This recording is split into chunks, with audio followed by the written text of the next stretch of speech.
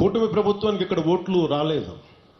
ఓట్లు పడకపోయినా మీకు బాగోగులను చుట్టానికి మేము ఉన్నాం. ఇక్కడ ఓట్ల కోసం రాలేదు. ఓట్ల కోసం అయితే నేను ఇక్కడ అరకు ఎంపీ గారి పేరు నేను చెప్పక్కర్లా, అరకు ఎమ్మెల్యే గారి పేరు నేను చెప్పక్కర్లా ఇక్కడ. కానీ ఇది ప్రభుత్వం, పార్టీలు మారుతూ ఉంటాయి, కొత్త ప్రభుత్వాలు వస్తుంటాయి. కానీ మనం ఎవరు శత్రువులం కాదు.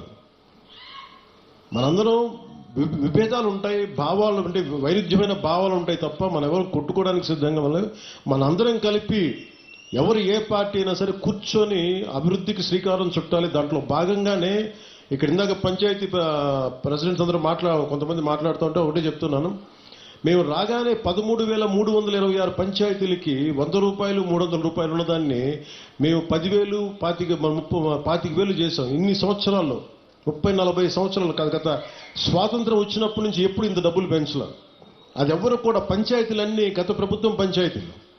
కానీ ఇవేమీ ఆలోచించకుండా ప్రజలు బాగుండాలి అనే ఒక ఏకైక సదుద్దేశంతో మేము ఈ రోజున ఈ పథకానికి శ్రీకారం చుట్టాం.